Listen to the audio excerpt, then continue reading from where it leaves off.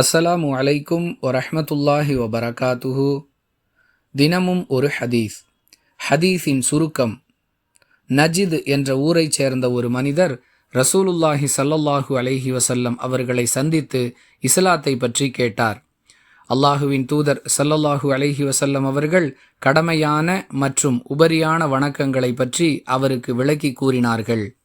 இவற்றை கேட்ட அந்த மனிதர் கடமையான வணக்கங்களை மட்டும் அடையாளப்படுத்தியவராக, அல்லாஹுவின் மீது ஆணையாக இவற்றில் எதையும் நான் கூட்டவும் மாட்டேன், குறைக்கவும் மாட்டேன், அதாவது கடமையான வணக்கங்களை தவிர வேறு எதையும் செய்ய மாட்டேன் என்று அல்லாஹுவின் மீது ஆணையிட்டு கூறியவராக திரும்பிச் சென்றார்.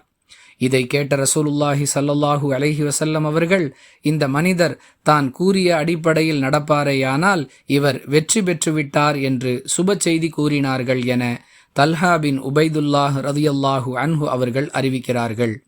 நூல் புகாரி, ஹதீஸ் எண் 46.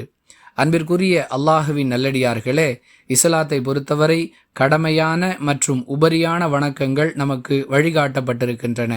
குறைந்தபட்சம் ஒரு மனிதர் கடமையான வணக்கங்களை முறையாக நிறைவேற்றினால் அவர் மறுமையில் வெற்றி பெறுவதற்கு அவையே போதும் என்று அல்லாஹுவின் தூதர் ஸல்லல்லாஹு அலைஹி வஸல்லம் அவர்கள் சொல்லக்கூடிய வழிகாட்டுதல் இந்த ஹதீஸிலிருந்து நமக்கு கிடைக்கிறது.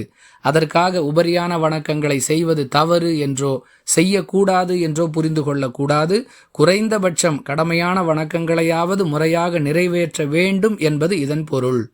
வாஹிர் தஅவானா அனில் ஹம்துலில்லாஹி ரப்பில் ஆலமீன். அஸ்ஸலாமு அலைக்கும் வரஹ்மத்துல்லாஹி வபரகாத்துஹு.